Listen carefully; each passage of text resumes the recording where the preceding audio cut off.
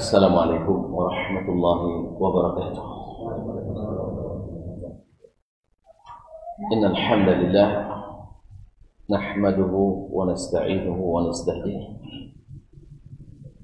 wa nastaghfiruhu wa natubu ilayhi wa na'udzu billahi min shururi anfusina wa sayyiati a'malina.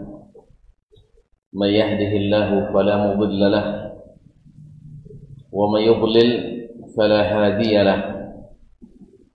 أشهد أن لا إله إلا الله وحده لا شريك له وأشهد أن محمدا عبده ورسوله لا نبي بعده.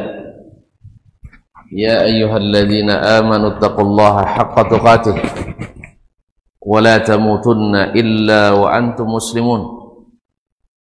يا أيها الناس اتقوا ربكم الذي خلقكم من نفس واحدة وخلق منها زوجها وبث منهما رجالا كثيرا ونساء واتقوا الله الذي تساءلون به والأرحام إن الله كان عليكم رقيبا. يا أيها الذين آمنوا اتقوا الله وقولوا قولا سديدا يصلح لكم أعمالكم ويغفر لكم ذنوبكم ومن يطع الله ورسوله فقد فاز فوزا عظيما. أما بعد فإن أصدق الحديث كتاب الله وخير الهدي هدي محمد صلى الله عليه وسلم وشر الأمور محدثاتها وكل محدثة بدعة وكل بدعة ضلالة. Ma'asyiral kiram, Bapak dan Ibu kaum muslimin dan muslimat yang dirahmati Allah Subhanahu wa taala, yang hadir pada subuh ini di Masjid Zaid bin Thabit radhiyallahu taala an, ataupun yang menyaksikan atau mendengarkan melalui media dimanapun berada. Alhamdulillah, kembali dengan izin Allah Subhanahu wa taala kita bisa menikmati majlis ini setelah mendapatkan kebutuhan utama kita, kebutuhan pokok, yaitu salat subuh berjamaah. Besar harapan kita kepada Allah Subhanahu wa taala, mudah-mudahan berkenan menerima ibadah kita, mengabulkan doa, harapan dan permintaan kita. Semoga kehadiran kita pada pagi ini atau subuh ini sebagai tanda syukur kita atas nikmat-nikmat yang telah diberi, khususnya nikmat iman dan Islam, sehingga dengan demikian Allah tambah kokoh iman kita, Allah tambah lengkapnya keislaman kita. Ma'asyiral kiram yang dirahmati Allah, selawat dan salam kepada baginda Rasulullah sallallahu alaihi wasallam yang mudah-mudahan senantiasa di hati kita dan kita tidak mau menggantinya dengan nama yang manapun. Kaum muslimin dan muslimat, doa kita untuk para orang tua kita, para guru, ustadz, ustadzah, syekh, syekhah, kiai dan nyai, buya, serta umi yang telah mendidik kita. Mudah-mudahan setiap huruf kebaikan yang kita sampaikan, yang kita amalkan menjadi amal jariah bagi mereka. Amin. Yang masih hidup semoga senantiasa diberikan taufik untuk menjalani jalan yang hak, meniti sunnah Nabi alaihi salatu wassalam, dan yang sudah meninggal semoga Allah maafkan, Allah ampuni dosa mereka dan ditempatkan di tempat yang terbaik di sisi Allah Subhanahu wa taala. Ma'asyiral kiram yang dirahmati Allah, kembali kita bersama Imam Asy-Syafi'i rahimahullah melalui kitabnya Ar-Risalah. Pada bab sebelumnya Imam membahas tentang babu fardillahi ittiba'a sunnani Rasulillah sallallahu alaihi wasallam. Bab tentang difardukannya mengikuti sunnah-sunnah Nabi sallallahu alaihi wasallam. Kemudian beliau ikutkan dengan babu fardillahi ta'ata Rasulillah sallallahu alaihi wasallam maqrunatan bi ta'atillahi ta'ala wa mazkuratan wahdaha. Bab tentang fardunya taat kepada Rasulullah sallallahu alaihi wasallam bersamaan beriringan dengan taat kepada Allah, atau disebutkan secara tersendiri dan terpisah. Baik kewajiban taat itu disebutkan secara bersamaan dengan kewajiban taat kepada Allah, atau disebutkan secara terpisah khusus taat kepada Rasulullah sallallahu alaihi wasallam, dan dua-duanya ada dalam Al-Qur'anul Karim, bahwa Allah perintahkan kepada kita taat kepada Nabi alaihi salatu wassalam secara mutlak. Baik ketaatan itu beriringan dengan kewajiban taat kepada Allah, kemudian diiringkan dengan ketaatan kepada Rasulullah sallallahu alaihi wasallam, atau disebutkan wajib fardu hukumnya taat kepada Rasulullah sallallahu alaihi wasallam secara tersendiri. Ya, secara tersendiri seperti akan disebutkan oleh Imam contoh-contoh daripada keduanya. Berkata Imam Asy-Syafi'i rahimahullahu taala, qala Allah, berkata Allah Subhanahu wa taala, wa ma kana lil mu'minin wa la mu'minatin idza qada Allahu wa rasuluhu amran ay yakuna lahumul khiyaratu min amrihim wa may ya'sillaha wa rasulahu faqad dhalla dhalalan mubina. Faqad dhalla dhalalan mubina, dalam surat Al-Ahzab ayat 36.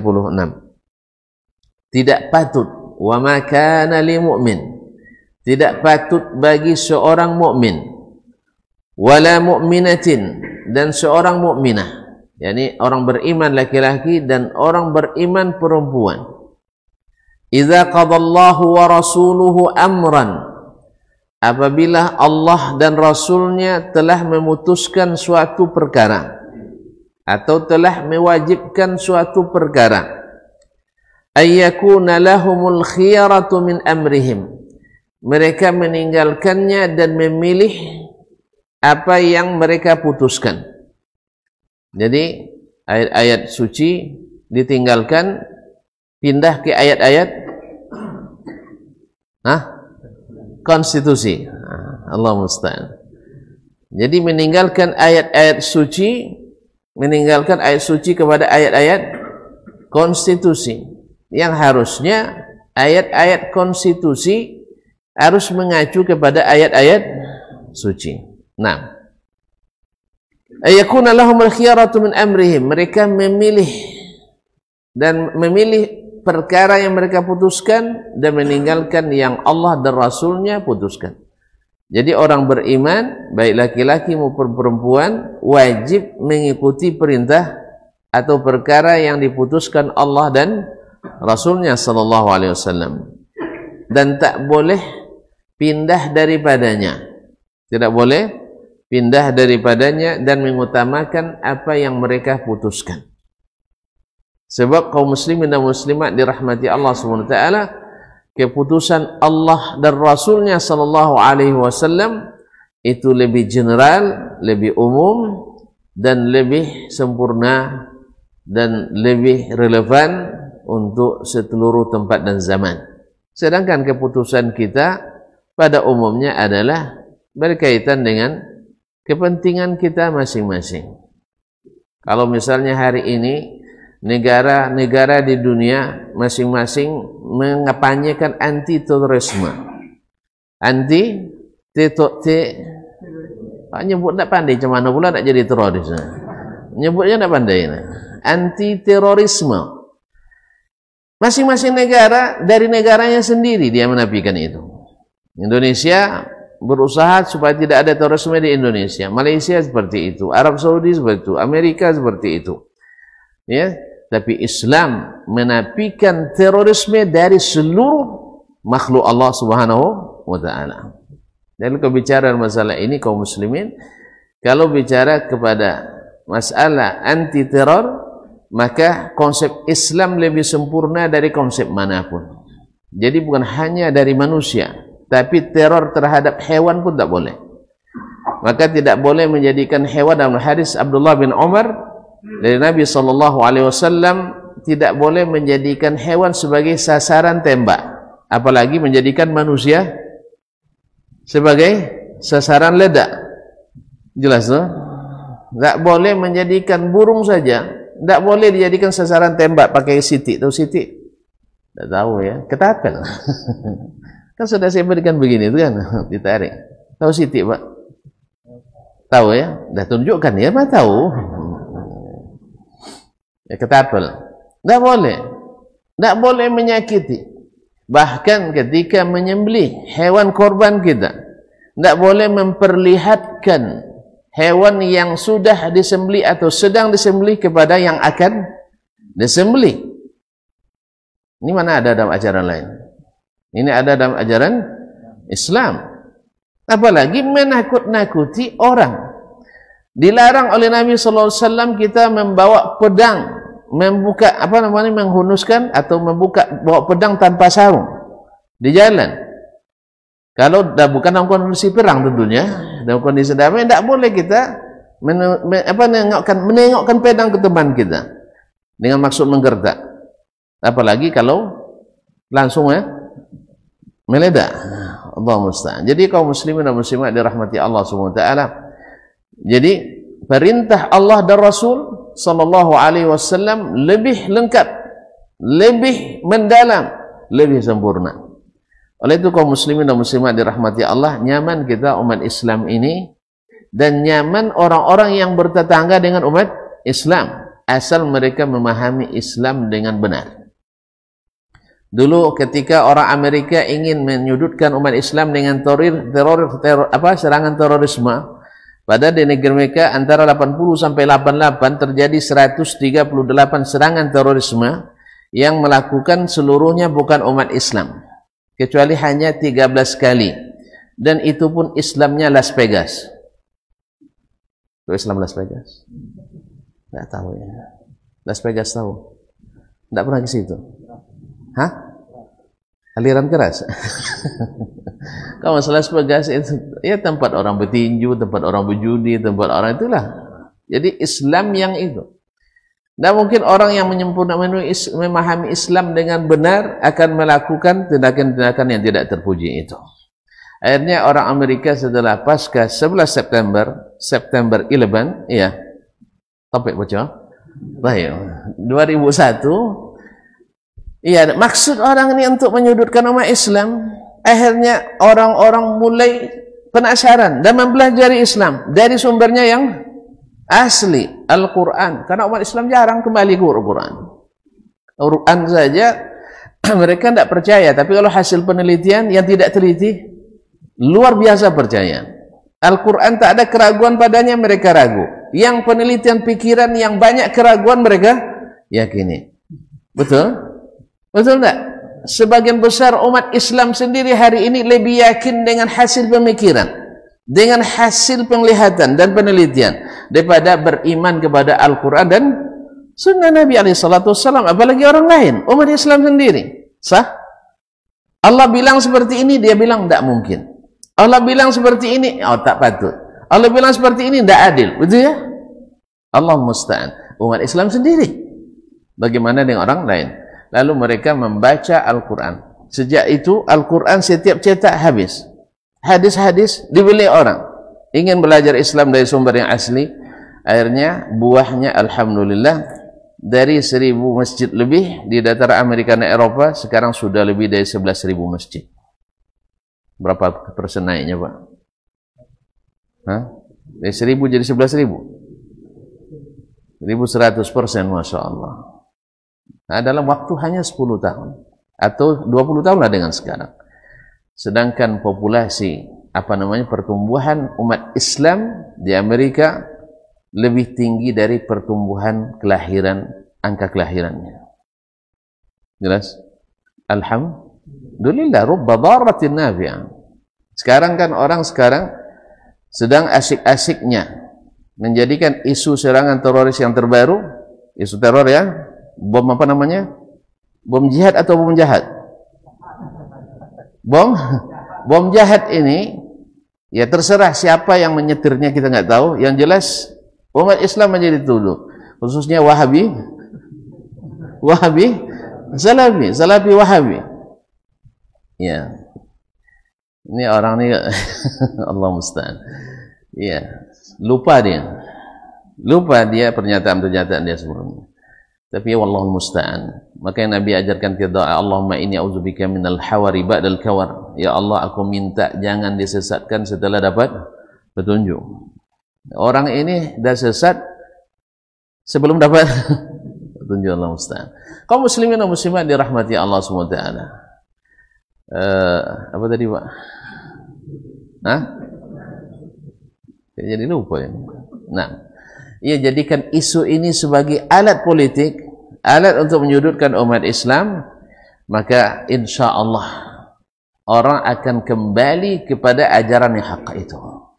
Rubba dharratin nafi'ah, banyak hal yang bermudarat tapi justru mendatangkan hasil manfaat. Orang akan mengaji seperti apa betul itu Salafi Wahabi itu.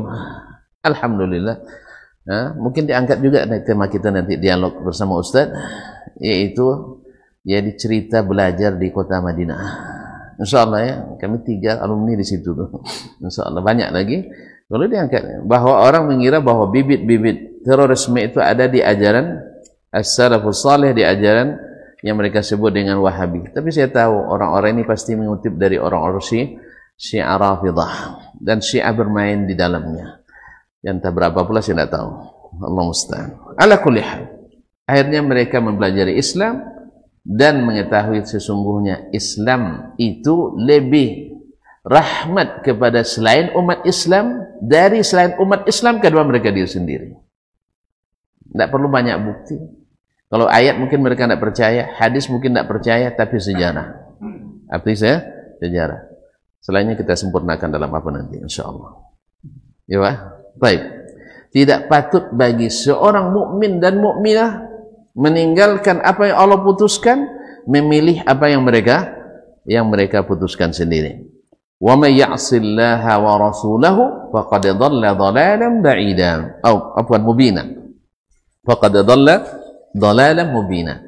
Siapa yang durhaka, ya kalau tidak patuh dengan keputusan Allah dan keputusan Rasulullah sallallahu alaihi wasallam dan memilih keputusan sendiri, berarti ini namanya durhaka. Kalau tidak mau sebut durhaka, maksiat. Tidak jaga maksiat, tongkau. Iya, wa may ya'sillaha wa rasulahu, siapa yang maksiat kepada Allah, tidak mengikuti perintah Allah, itu maksiat. Nah, maksiat kepada Allah sungguh sesat dengan sesat yang nyata. Gimana lagi? Karena semua yang Allah katakan adalah hak. Semua yang Nabi SAW sahih dia katakan adalah hak. Dan apalagi setelah hak kecuali kesesatan. Wa madza ba'dal haqqi illa ad-dhalal. Setelah yang hak itu tak ada kecuali sesat. Makanya kaum muslimin dan muslimat, umat Islam itu diberi Allah petunjuk, ini hak, ini batil. Maka tidak bisa kita katakan, oh jangan katakan ini hak, ini batil. Tidak bisa. Kebenaran tidak bisa kebenaran tidak bisa diklaim oleh kita. Bukan klaim. Ini Al-Quran. Hadza kitabu Rabbina yantiq bil haq. Ini kitab Rabb kita yang berbicara dengan al-haq. Al-haq min Rabbik fala takunanna minal mumtarin. Hak itu dari Rabbmu. Jangan ragu. Wala talbisul haqqa bil batil. Jangan kamu campur adukan yang hak dengan yang batil. Lalu kita katakan tak boleh mengklaim, tak boleh mengatakan ini benar, ini salah, tak boleh menyalahkan. Di mana ini? Perintah Allah jangan campur adukan. Berarti harus dipisahkan mana yang hak, mana yang batil. Hak diketahui dengan dalilnya, batil biasanya berlindung di balik dalihnya. Jelas? Kalau hak dibuktikan dengan dalilnya. Tapi kalau batil selalu berlindung di bawah atau di belakang dalihnya. Mana yang kuat, dalil apa dalih? Tapi selalu menang dalih. Nah, gimana? Karena tidak jujur. Karena tidak jujur, tidak fair pertandingannya. Ya Pak? Dan dibisikin sama wasitnya. Allah Ustaz. Jadi Ustaz kalau bicara di sini Ustaz tidak boleh saling tidak boleh menyalahkan. Semuanya benar aja lah. Terpaksa lah bicara tentang masalah-masalah umum. Jangan apa namanya, jangan berkhianat, jangan hasad, jangan dengki, harus bersatu. Pokoknya yang sifatnya normatif. Dan kita tidak tahu bahan untuk bersatu itu apa. Bahan untuk bersatu itu apa? Kalimatullah, kalamullah wa kalamu rasulih sallallahu alaihi wasallam. Pendapat tak akan pernah menyatukan. Semakin banyak pendapat semakin berserak kita. Semakin berserak. Kita tengok jalan tu. Kalau tak sependapat nanti, satu nak bilang semen, satu nak bilang aspal. Yang penting nunggu dulu sampai ada dana. Kaum muslimin dan dirahmati Allah SWT. Jadi makanya siapa yang tidak mentaati Allah dan Rasul, dia sesat. Ya, karena memilih keputusannya sendiri, memilih apa yang dia ketahui dan meninggalkan apa yang Allah sampaikan. Wa qala, berkata pula Imam Asy-Syafi'i rahimahullah, kalau tadi taat kepada Allah, Rasul sallallahu alaihi wasallam disebutkan bersamaan dengan taat kepada Allah Subhanahu wa taala. Wa qala ya ayyuhalladzina amanu athi'u Allah wa athi'ur rasul wa ulil amri minkum. Fa in tanaza'tum fi syai'in farudduhu ila Allah war rasul in kuntum tu'minuna billahi wal yawmil akhir dzalika khairun wa ahsanu ta'wila. Dalam surat An-Nisa ayat 59. Hai orang-orang yang beriman, lagi-lagi orang beriman. Makanya kaum muslimin dan muslimat yang banyak durhaka adalah orang yang tidak beriman. Yang banyak ragu adalah orang yang tidak beriman. Maksudnya bukan menafikan secara mutlak, tidak sempurna imannya. Jadi orang beriman itu tak ada ragunya. Innamal mu'minuna alladzina amanu billahi wa rasulihi thumma lam yartabu. Orang beriman itu hanyalah mereka yang beriman pada Allah dan Rasulnya tanpa ragu. Tanpa ragu. Wajahadu fi sabilillah. Kemudian berjihad. Kalau tidak ragu, orang bertahan. Tapi kalau ragu, orang akan mudah bubar. Ya, tidak tahan dia. Hai orang-orang beriman, taatlah kepada Allah, taatlah kepada Rasul sallallahu alaihi wasallam, wa ulil amri minkum, dan ulil amri di antara kalian. Nanti akan ada tafsirnya siapa yang dimaksud dengan ulil amri. Fa in tanaza'tum fi syai'in farudduhu ila Allah war rasul. Bila kalian berselisih atau saling tarik menarik dalam suatu masalah, ini menarik ke sini, ini menarik ke sana, ini menarik ke kanan, menarik ke kiri, terjadi khilaf. Ya, berebut mengklaim mana yang benar di antara mereka, mana yang paling berhak di antara mereka. Maka apa solusinya?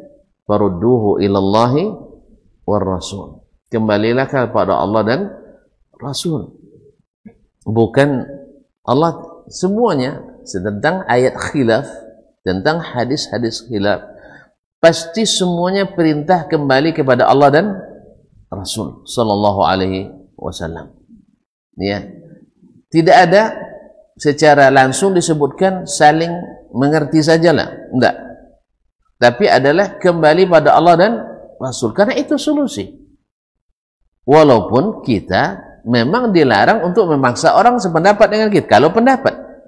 Kalau pendapat, apalagi pendapatan, lebih tidak boleh dipaksa lagi. Ya, pendapatan orang dipaksa untuk jadi pendapat itu lebih tidak boleh lagi. Pendapat memang tidak boleh dipaksakan. Cuman ketika terjadi ikhtilaf, tanazu', Allah dan Rasul selalu ingatkan, kembali pada Allah dan Rasul. Kembali pada Allah dan Rasul. Bukan perintahnya jangan saling menyalahkan. Tidak ada perintah seperti itu yang saya ketahui. Tetapi Allah menyuruh kita, Rasul menyuruh kita menjaga kebersamaan dan ukhuwah. Itu betul. Tetapi ketika terjadi ikhtilaf, supaya ukhuwah itu langgeng, persaudaraan itu kokoh, kembali kepada jalan yang lurus, kembali kepada kitabullah dan sunnah Rasulullah sallallahu alaihi wasallam. Nah, definisi kembali inilah yang masih juga diperselisihkan. Ya, Sebagian mengatakan balik, semua pakai ayat sebagai hadis. Nah, disitulah pentingnya pemahaman as-salaf dalam masalah ini. Ya, kalau al-khalaf memahami seperti ini, as-salaf seperti ini, kita yakin bahwa yang dikatakan oleh as-salaf walaupun sering dituduh sebagai pemahaman yang bersifat tekstualisme, yang sifatnya tekstual. Memang kaum muslimin dan muslimah dirahmati Allah SWT. Dari sebuah teks itu yang dipahami makna asli kah atau makna lain dulu? Makna asli. Selama tidak ada karina, indikator yang kuat yang bisa memalingkan dari makna asli, kita tetap dengan makna asli. Apalagi ketika menafsirkan dengan makna lain terjadi banyak perselisihan, maka kembali ke mana asli dalam bab apapun, termasuk bab fikih misalnya. Sekarang misalnya nanti Ramadan, menjelang akhir Ramadan atau menjelang Ramadan ini, dulu para ulama fikih empat mazhab membahas berdasarkan dalil bahwasanya menentukan awal Ramadan dengan terbitnya, terlihatnya kak bulan, terlihatnya hilal, anak bulan ya. Baik, terlihatnya bulan, bukan sudah sempurna. Terlihat anak bulan, hilal. Lalu kalau tidak terlihat, sempurnakan berapa? 30. Enggak 31. 30 aja. Betul ya? Enggak ada 31-nya. Subhanallah. Bapak tahu dari mana? Kalender tadi. Khalas. Nabi bilang asy-syahru hakadza wa hakadza hakadza wa hakadza. Kemudian bilang asy-syahru hakadza wa hakadza wa hakadza. Ada 29, ada 30. Jelas? Baik, makanya kalendernya ada 31 di qamariyah. Nah, kalau tak terlihat, Nabi sudah sebutkan solusinya. Sekarang susah kita melihat di perkotaan karena cahaya listrik, atau karena kita yang malas untuk bangun sebelum fajar misalnya. Kaum muslimin dan muslimat dirahmati Allah, tidak mungkin pula saya ambil mobil saya pergi ke Palasan untuk nengok. Nah, ma'asyiral kiram dirahmati Allah, maka datanglah ijtihad sebagian ahli hisab memasukkan ilmu hisab sebagai salah satu solusi untuk pemersatu menurut klaim tadi. Sehingga terjadi 2 kali simposium besar umat Islam, atau katakan konferensi umat Islam ahli hisab sedunia di Maroko untuk menyatukan persepsi umat Islam menyambut Ramadan. Maka mereka ingin hisab sebagai landasan utama. Alhamdulillah sudah 2 kali belum sepakat juga. Sebab apa? Sebab keluar dari jalur utama. Kalau sudah keluar dari jalur utama, tak akan sama kebijakannya. Pasti. Dan saya pastikan, menurut perkiraan saya, ya, bahwa ini tak akan pernah disepakati. Sebab ilmu hisab di zaman Nabi sudah ada, tapi Nabi tidak menyuruh untuk mempelajarinya, menentukan awal dan akhir Ramadan. Jelas? Maka tidak bisa dijadikan patokan utama. Tapi kalau untuk mendekatkan, untuk mengetahui ru'yah kapan kita lakukan, itu boleh-boleh saja. Tapi untuk sumu li ru'yatihi tak bisa ditinggalkan. Ini nas. Nah, kalau ini menurut sebagian ini tekstual. Betul, tekstual memang. Nah, konteksnya gimana? Bila tidak terlihat, baru sempurnakan bulan. Tidak terlihat ini banyak konteksnya. Mungkin karena mendung. Mungkin karena apa lagi, Pak? Hah? Karena kita di perkotaan, tidak terlihat. Atau mungkin apa lagi? Terlupa melihatnya dan sebagainya. Karena hujan dan sebagainya, maka Nabi sudah berikan itu. Kalau tak terlihat, sempurnakan bulan. Nah, itu sudah ada semuanya kaum muslimin dan muslimat dirahmati Allah. Maka kembalilah kepada Al-Quran, kepada Allah dan Rasulnya Sallallahu Alaihi Wasallam. Sebab mohon maaf kaum muslimin, dengan segala hormat saya kepada para ahli, dulu kan alasannya kalau berdasar ru'ya, susah mempersamakan antara orang Malaysia dengan Indonesia. Sah? Karena Malaysia punya ru'yah sendiri, orang Indonesia punya ru'yah sendiri. Sah? Nah, orang Singapura demikian juga, Arab Saudi lain lagi, misalnya Maroko lain lagi, Amerika lain lagi. Nah, sekarang kita satukan aja dengan hisab. Kita dapatkan ahli hisab sendiri juga tidak sama. Ahli hisab sendiri juga tidak sama menentukan derajatnya. Ada yang bilang sudah sampai 0,2 derajat, ada yang bilang belum. Jadi, mana yang lebih yakin? Melihat atau menyempurnakan atau mengira-ngira tadi. Oleh itu kaum muslimin dan muslimat, takkan mungkin umat ini sepakat. Tidak mungkin sepakat. Lalu kita katakan, kalau tadi tujuannya menyatukan, justru dengan hisab hari ini dimasukkan, orang dulu antara satu daerah lain beda puasanya. Sekarang satu rumah beda puasanya. Gara-gara masuk hisab ini. Ya, mohon maaf, serumah menantunya mungkin orang Muhammadiyah kata bapak kan, yang mengapa menantunya ikut yang hisab-hisab, ya, masih menghisab. Mertuanya enggak, orang tekstual, ya, orang yang bukan kontekstual, tekstual katanya, ikut hadis Nabi Sallallahu Alaihi Wasallam. Ternyata terjadi perbedaan antara ru'yah dengan hisab. Akhirnya ayahnya sudah puasa, menantu masih makan. Tiba-tiba sedang anak makan, bunyi piring di dapur, jatuh sengaja nih, jatuh. Kau ada puasa, menantu masih makan. Ini lebih parah antara tetangga dengan tetangga satu daerah. Makanya jangan masukkan lagi, ditambah lagi hal-hal yang membuat umat ini semakin terpilah-pilah. Ini dengan segala hormat. Nah, silakan. Ilmu ini dipelajari untuk hal-hal, tetapi tidak menjadi keputusan karena dalil tidak mendukung secara sharih. Secara tidak sharih memang faqduru lahu atau fahsibu atau hisablah. Tapi makna hisab di sini sudah dijelaskan oleh hadis sendiri. Fa akmilu sya'bana 30. Kemudian makna faqduru lahu, maknanya ada dua, dengan makna sempitkan atau dengan makna hitung. Maka di sini juga disebutkan dengan makna sempitkan, 298 30 jadi sempit. Tidak bisa diambil salah satu makna kecuali dengan dalil yang sahih. Nah, dalil menunjukkan bahwa makna faqduru lahu di sini dengan makna fadhayyikuhu bidalil, karena Nabi sallallahu alaihi wasallam sebutkan fa in ghumma alaikum fa akmilu sya'bana 30. Kalau tidak terlihat, maka sempurnakanlah bulan Sya'ban 30 hari. Nah, supaya tidak terjadi khilaf lagi, balik lagi ke kitabullah dan sunnah Rasulullah sallallahu alaihi wasallam. Udah kembali Ustaz, udah pakai ayat, pakai hadis. Mungkin awak salah paham.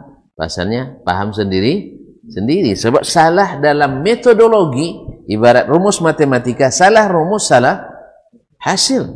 Salah rumus, salah hasil. Ya, Syekh? Apalagi rumusnya bertingkat-tingkat pula. Kamu belajar dulu aritmetika di pondok, diajarkan rumus 1 tingkat, pas soal ujiannya 5 tingkat. Yang 1 tingkat dah pusing-pusing. Ini tambah senewan kita dibuatnya. Nah, Allah musta'an. Kaum muslimin dan muslimat dirahmati Allah. Berkata Imam Syafi'i, kemudian farudduhu ila Allah wa Rasul in kuntum tu'minuna billah wal yaumil akhir. Maka kembalilah kepada Allah dan Rasul jika kalian beriman. Subhanallah, di awal hai orang-orang beriman, di akhir lagi kembali jika kalian beriman. Ini peringatan di awal dan di akhir menunjukkan perkara ini perkara berat, perkara ringan, perkara berat untuk kembali kepada Allah dan Rasul. Jangan diambil ringan pasal ini. Ini adalah pasal berat, bahwa kembali kepada Allah dan Rasul tanda iman kita, tanda iman kita kepada Allah dan hari akhir. Dzalika khairun. Kemudian disebut hari akhir. Kenapa hari akhir? Kenapa tidak disebutkan in kuntum tu'minuna billahi wa in kuntum tu'minuna billahi wa rasul, tapi disebut in kuntum tu'minuna billahi wal yaumil akhir. Sebab apa? Khilaf yang kita lakukan sekarang ini, tak mau kita kembali kepada Allah dan Rasul, nanti ketentuan salah benarnya di hari akhirat. Di akhirat. Kalau sudah sampai ke akhirat, tinggal laporannya wajar tanpa pengecualian atau wajar dengan disclaimer, tidak wajar, disclaimer, tidak bisa diklaim sama sekali. Tidak cair. Tidak cair. Pahalanya. Awak bersangka dapat pahala. Dan banyak orang mengira, semua orang, mohon maaf ya, termasuk kita, ketika kita salah, pasti pada umumnya kita mengira kita benar. Tidak mungkin saya berbuat salah dengan, kecuali memang pendosa betul kita. Tapi orang yang beragama, saya baca zikir, saya kira ini benar apa salah? Benar saya kira. Atau saya salat, misalnya salat nisfu Sya'ban misalnya kemarin, ya, ikut tak kemarin? Hah? Selain payah mungkin contoh tidak rugi, contoh tidak ikut. Nah, nisfu Sya'ban misalnya. Semua yang mengakukan dengan niat, dengan sangkaan itu disyariatkan. Disyariatkan. Sehingga hadis dhaifnya pun dibelah-belahin. Ya, amalan dhaifnya dibelah-belahin. Padahal masalah ini kaum muslimin mimma ta'ummu bihil balwa, yang umum terjadi. Seharusnya memang kalau diamalkan di salaf, di zaman Nabi dan para tabi'in, para sahabat dan tabi'in, kalau memang pasti jadi masyhur dia. Lalu datang riwayat dari yang ganjil dan dhaif pula, belah-belahin. Jelas? Karena sahabat itu kalau ada yang fadilat seperti qiyamul Lailatul Qadar, silahkan baca sejarahnya as-salaf tentang menghidupkan Lailatul Qadar. Nah, Sya'ban juga. Bahkan Nabi sudah ingatkan kepada sahabatnya bahwa bulan Sya'ban itu sering dilupakan orang. Nah, peringatan itu tidak ada, tidak bermanfaat bagi para sahabat. Tapi ternyata tidak masyhur melakukan ibadah-ibadah khusus di pertengahan bulan Sya'ban tersebut. Hanya istinbat sebagian ulama, dan pada umumnya as-salaf tidak melakukannya. Allah musta'an. Kaum muslimin dan muslimat dirahmati Allah Subhanahu wa taala, walaupun ada jadikan alasan bahwa itu syiar Islam, tidak cukupkah syiar yang sudah ditetapkan? Dan untuk menetapkan syiar itu tidak bisa dengan alasan dalil yang tidak sahih.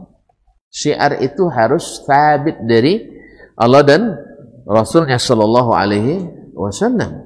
Baru dikatakan syiar Islam, syiar agama Allah, bila dia benar-benar punya dalil yang sahih. Kalau tidak, nanti semua yang dibuat agama lain kita buat pula nanti dengan alasan menandingi syiar agama lain, pakai syiar agama lain lalu diislamisasikan. Ala kulli hal, masalah ini juga masalah khilaf di antara para ulama kita. Tapi ketika menyebutkan memilah-milah dalil, tentu kita akan lebih paham bahwasanya dalilnya sangat lemah dan istinbatnya juga dibanding dengan istinbat ulama yang lain juga lemah. Wallahu ta'ala alam. Qala ba'dul ilmi dzalika khair, karena disebut akhirat karena nanti putusan kita tuh di akhirat, bukan di sini.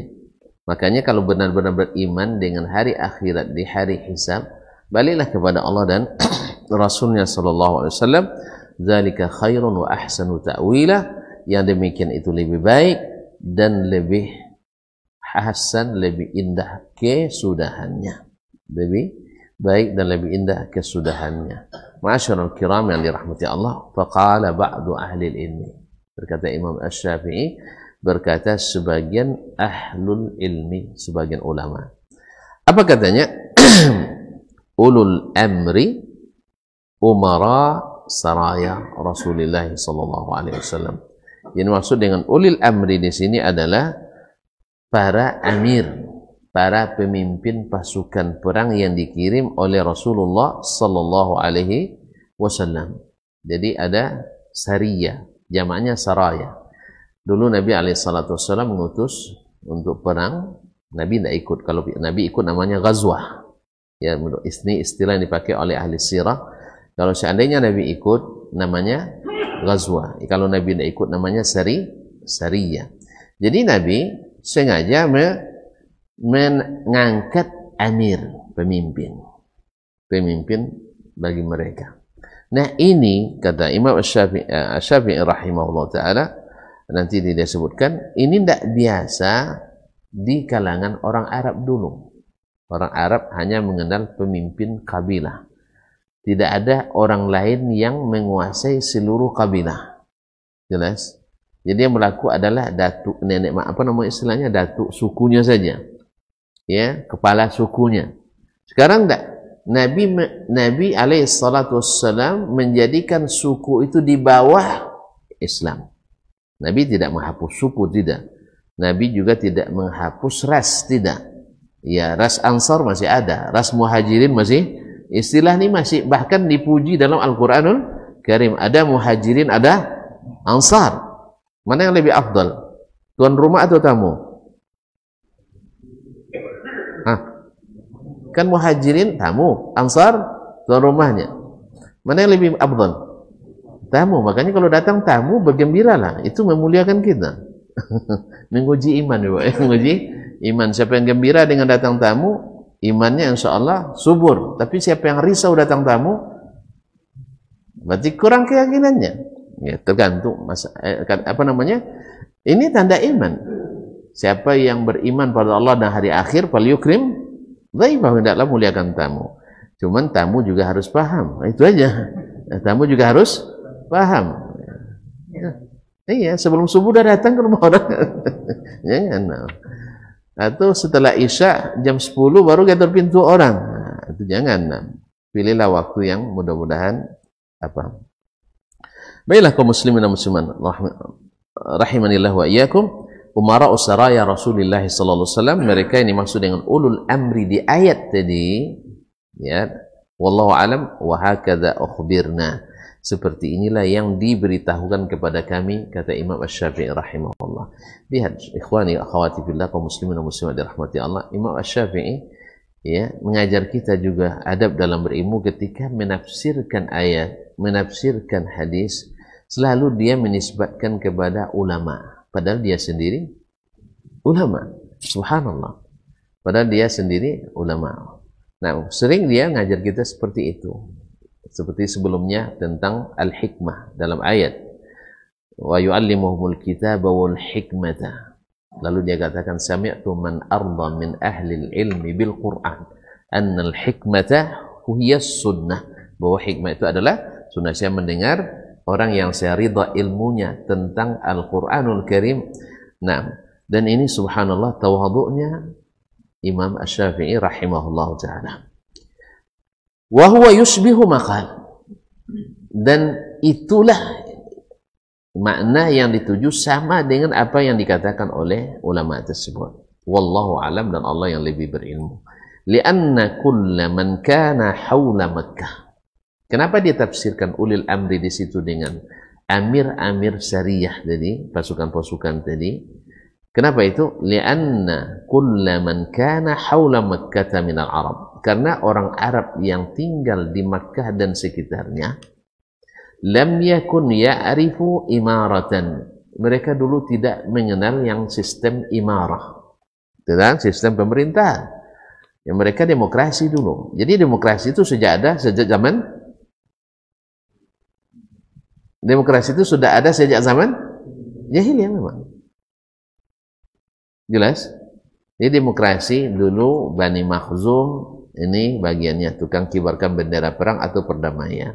Bani Syaibah tukang pegang kunci Ka'bah. Bani Al-Muttalib atau Bani Abdul Muttalib atau Bani Hashim, ini bagian akomodasi konsumsi jemaah dan penziarah ke Makkah. Bagi-bagi kue. Bagi-bagi tugas. Nah, mereka tidak mengenal sistem ketaatan sentral seperti itu, imarah, enggak ada. Makanya kaum muslimin dan muslimat, mereka masih belum terbiasa. Maka turunkan ayat ini untuk supaya taat kepada ulil amri tadi. Nah, kalau ulil amri yang dalam skala kecil wajib ditaati, tentu yang di skala besar lebih wajib. Jelas? Kalau dilarang mengucapkan kalimat kepada orang tua, lebih dilarang lagi kalau menjotos orang tua tentunya. Ini maknanya. Jadi kalau taat kepada umara kecil yang ditunjuk oleh Nabi SAW, tentu taat kepada Rasul sebagai pemimpin tertinggi lebih ini. Maka tidak ada lagi sistem bagi-bagi partai, bagi kabilah tadi, suku tadi. Nah, kan partai sama dengan suku. Ya suku ini, suku itu, dia dibagi dalam berbagai partai. Kalau tidak cukup 2-3 partai, bikin 28 partai. Tambah payahnya tuh kan. Ya Allah Ustaz. Tambah sulit jadi. Semakin banyak partai. Baik, wa kanat ta'nafu an yu'tiya ba'daha ba'dan ta'at al-imara.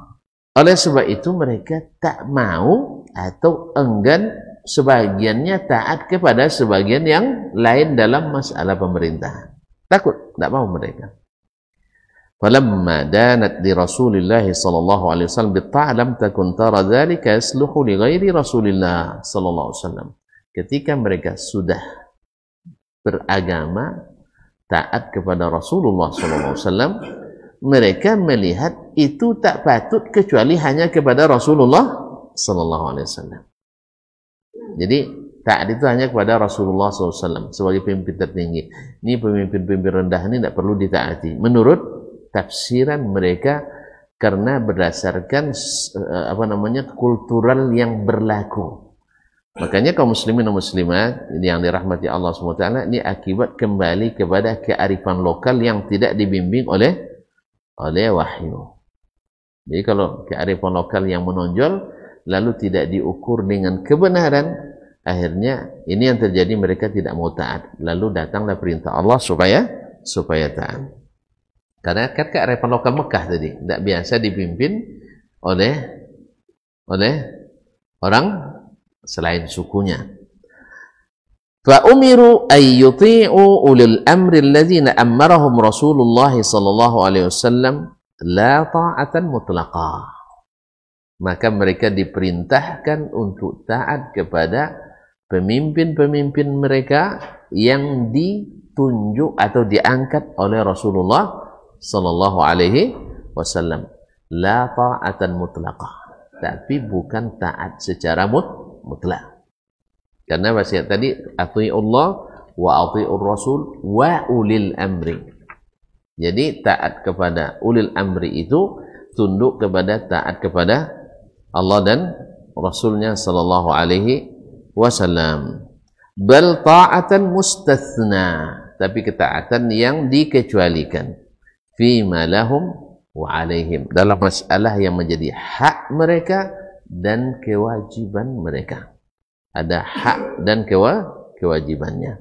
Faqala, lalu Allah firmankan, fa in tanaza'tum fi syai'in farudduhu ila Allah. Bila yakni in ikhtalaftum fi syai'. Fa in tanaza'tum maknanya in ikhtalaftum fi syai'. Bila kalian berselisih paham dalam suatu masalah, maka kembalikanlah kepada Allah dan Rasulnya sallallahu alaihi wasallam.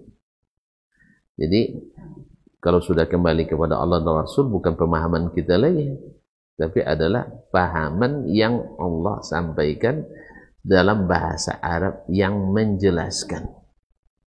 Makanya Nabi SAW adalah mufassir, muallim, mufahim. Kalau tidak paham kita dari Al-Quran, tanya ke Nabi SAW. Tidak juga paham, tanya ke sahabat. Jangan tanya ke sobat-sobat, gitu ya. Nah, tanya ke para sahabat radhiyallahu taala anhum. Karena pemahaman di belakang mereka belum mendapatkan legitimasi resmi dari Allah.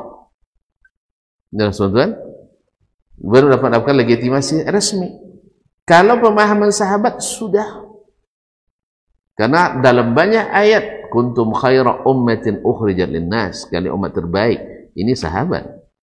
Fa in amanu bimithli ma amantum bihi faqad ihtadaw. Kalau mereka beriman seperti kalian, para sahabat beriman, mereka dapat hidayah. Jelas? Khairul quruni qarni thumma alladhina yalunahum, sebaik generasi di zamanku, kata baginda Rasulullah sallallahu alaihi wasallam. Ma'asyiral kiram, dan masih banyak lagi radhiyallahu anhum wa radu anhu. Allah ridha pada mereka dan mereka ridha kepada Allah SWT. Jadi tidak ada alasan untuk tidak kembali kepada Allah dan Rasul menurut pemahaman yang diajarkan Rasulullah SAW kepada para sahabatnya. Ma'asyurul kiram dirahmati Allah. Tapi kalau dengan alasan balik ke kitabullah masih khilaf juga masalahnya tadi. Walaupun pegang ayat, tapi pemahaman dia tetap ditahan juga. Kan tadi menyebabkan persediaan pemahaman tadi kan. Maka minta jelaskan ke Nabi SAW. Contoh konkretnya masalah-masalah akidah misalnya. Contoh konkretnya Nabi Allah sebutkan begini tentang dirinya. Sah? Lalu Nabi perkuat itu dengan keterangannya. Lalu kita memahami enggak? Balik. Yang satu memahami iya, yang satu memahami tidak. Tidak mungkin seperti itu. Balik kepada Allah dan Rasulnya sallallahu alaihi wasallam. Allah menyatakan itu, Rasul mengatakan begitu. Selesai kan? Kalau tidak selesai, berarti antum masih tetap berpegang pada pendapat antum. Masih tetap berpegang pada pemahaman antum. Sehingga menuduh Nabi sallallahu alaihi wasallam belum memberikan pemahaman yang benar. Dan inilah letak penyimpangan itu. Seolah-olah Nabi belum menjelaskan. Padahal Nabi sudah menjelaskan. Bukan dalam satu hadis, ratusan hadis tentang akidah ini. Oleh itu kaum muslimin dan muslimat dirahmati Allah, kalau masih tetap berselisih dan balik tapi tetap berselisih berarti belum kembali. Kita masih pegang hadis tapi masih dengan pemahaman kita saja. Dengan pemahaman kita, masuk kita di sini bukan kita sendiri, ulama yang kita jadikan panutan, ulama yang kita jadikan ikutan, seolah-olah Al-Qur'an dan hadis tidak pakai bahasa Arab yang menjelaskan. Hanya bahasa Arab baru jelas setelah dipahami oleh orang-orang belakangan. Nas'alullah as-salamata wal afiyah. Ma'asyiral kiram yang dirahmati Allah SWT, fa umiru ayyuti'u ulil amri alladhina amarahum Rasulullah sallallahu alaihi wasallam la ta'atan mutlaqah. Lalu Nabi mereka diperintahkan taat kepada ulil amri yang diangkat oleh Rasulullah sallallahu alaihi wasallam, la ta'atan mutlaqah, bukan ketaatan secara mutlak. Bal ta'atan mustathna, tapi ketaatan yang ada pengecualiannya selama itu sesuai dengan perintah Allah dan Rasulnya SAW. Fa in tanaza'tum fi syai'in farudduhu ila Allah. Apabila kalian ikhtilaf dalam satu masalah, kembali kepada Allah dan Rasulnya SAW.